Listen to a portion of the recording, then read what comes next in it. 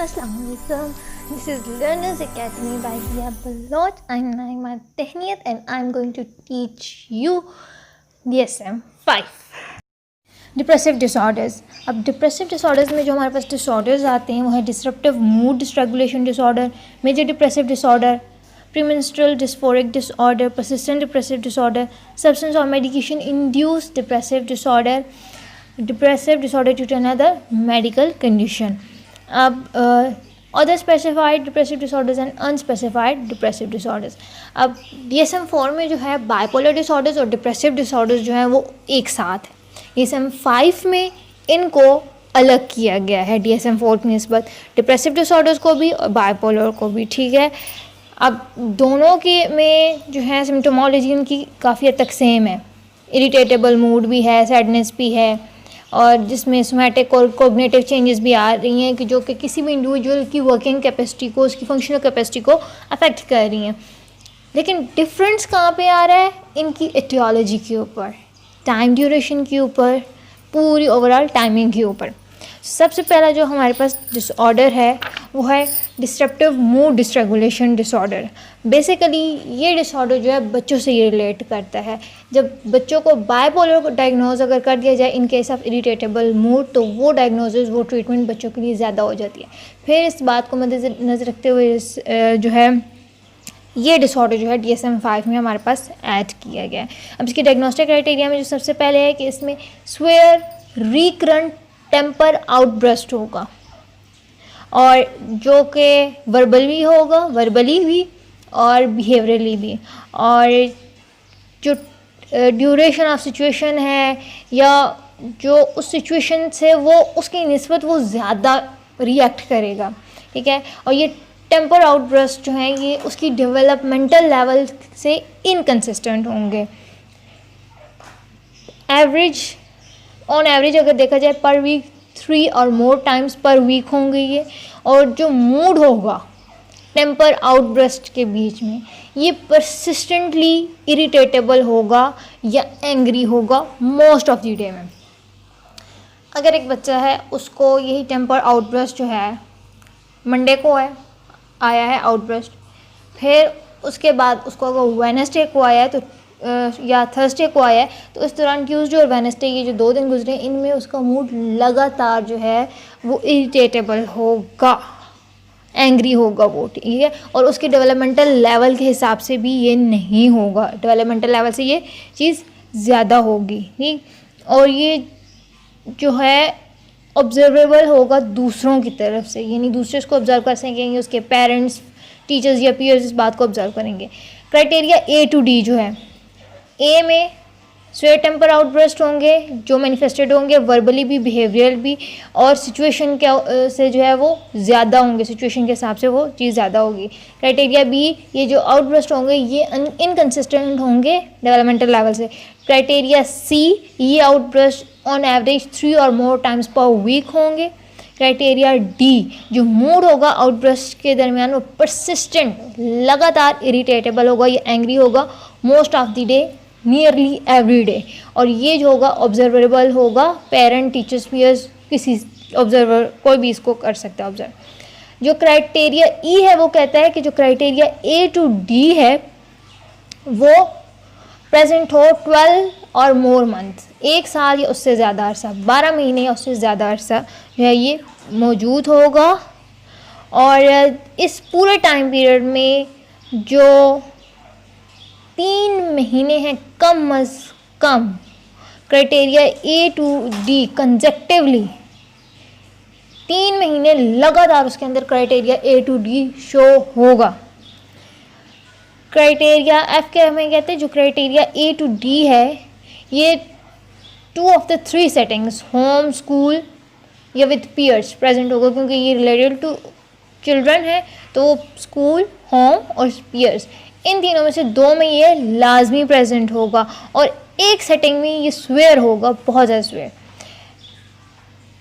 जो डायग्नोसिस है वो 6 साल की उम्र से जो छोटा होगा बच्चा और 18 साल से बड़ा, उसको हम ये डायग्नोसिस नहीं देंगे.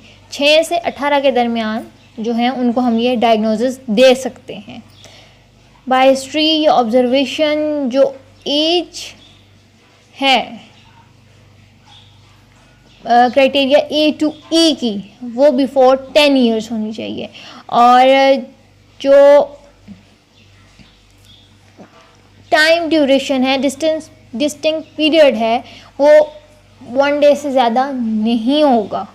सिम्टोमेटिक सिम्टम्स जिसे कह लें कि उसमें प्रेजेंट होंगे फुल, यानी उसमें आउटब्रस्ट उसको आ रहे होंगे, मूड भी उसका ख़राब होगा।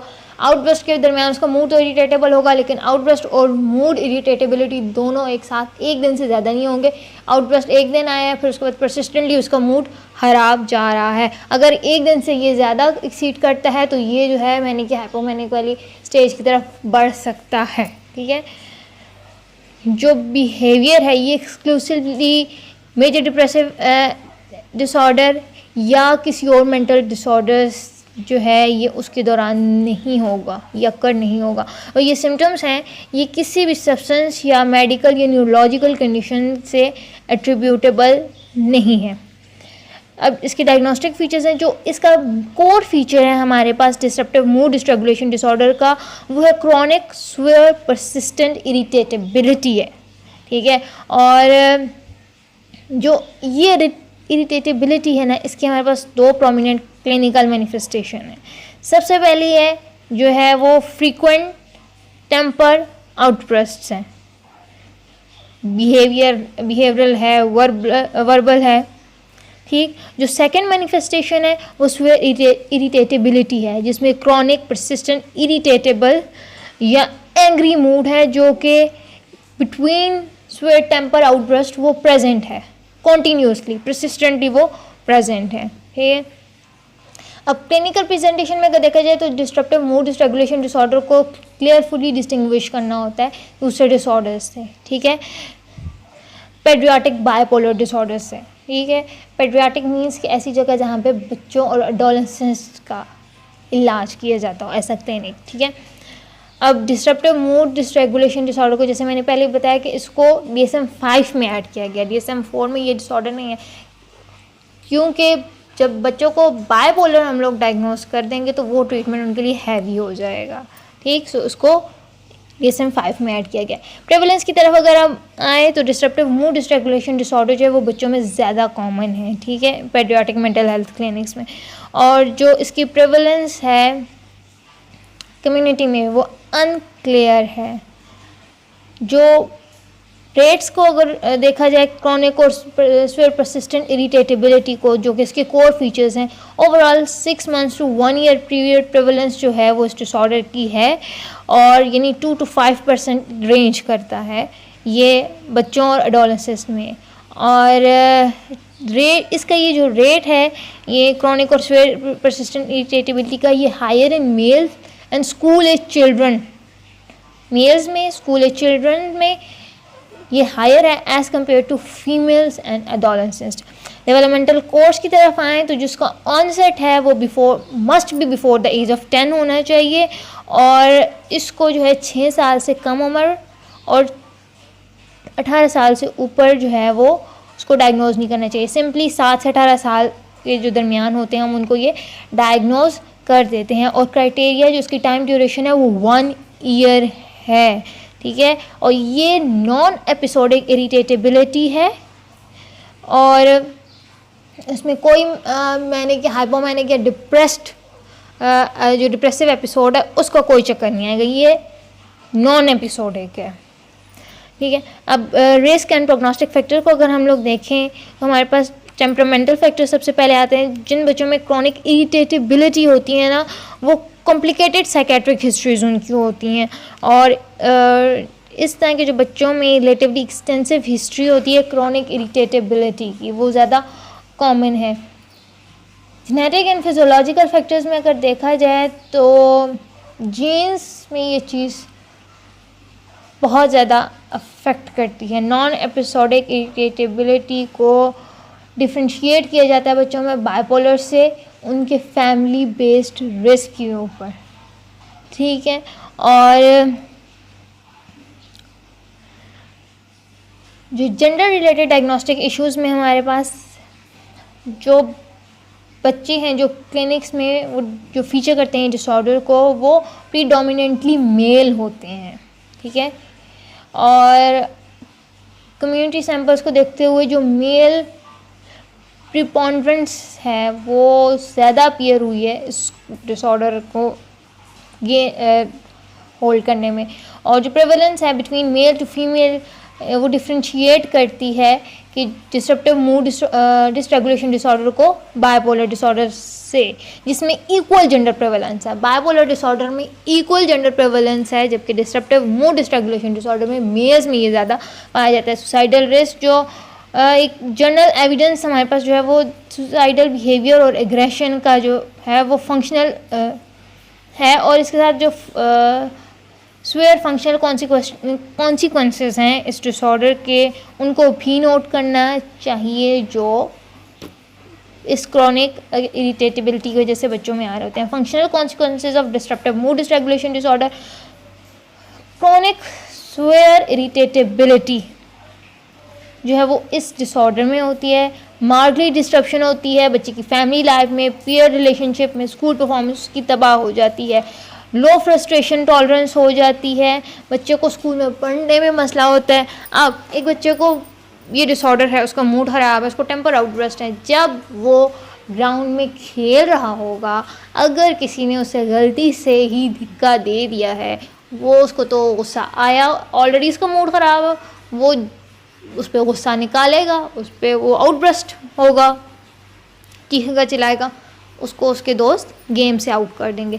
नॉर्मल बच्चों जैसी वो ज़िंदगी नहीं गुजार सकते, नॉर्मल बच्चों जैसा फ़न वो नहीं कर सकते जो बच्चे होते हैं। फैमिली में भी उनसे कम बातचीत की जाए कि ये तो है ही ऐसा, इससे बात करो तो आगे से खाने को पड़ता है, इस तरह की बातें जो हैं वो उनके बारे में की जाएंगी।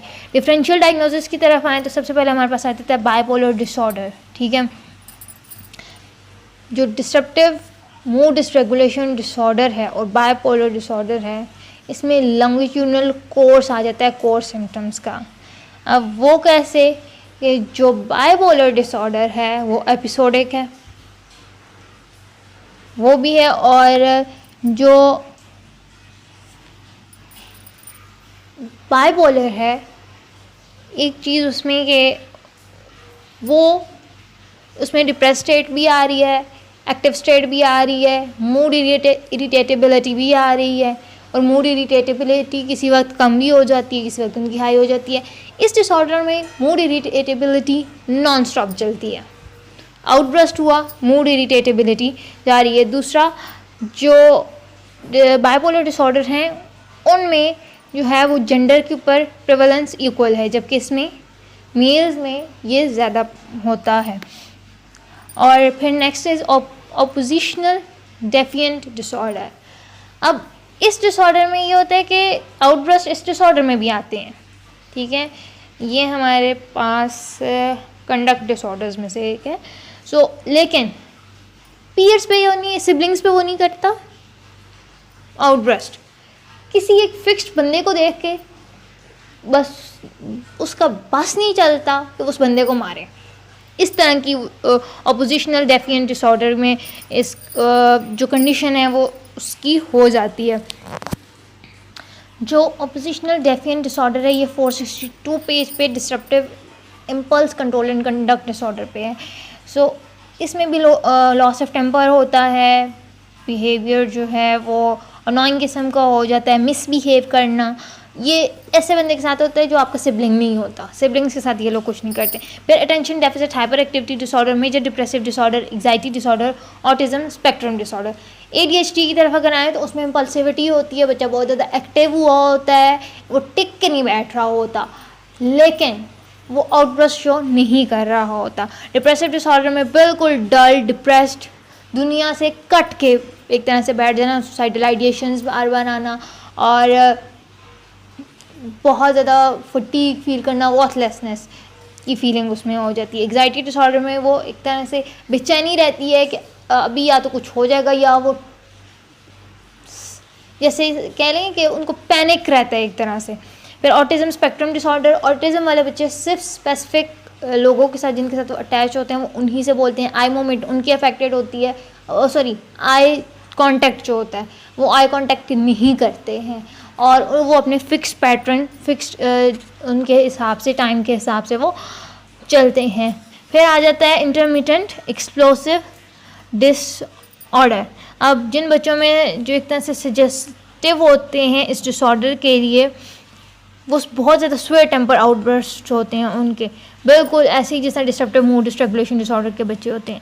लेकिन जो इनका जो है परसिस्टेंट डिस्ट्रप्शन नहीं होती मूड के बीच मूड की, जो डिस्ट्रप्टिव मूड डिसरेगुलेशन डिसऑर्डर है इसमें जो आउटबर्स्ट के दरमियान मूड है वो ख़राब है, लेकिन इंटरमिटेंट वालों का नहीं है।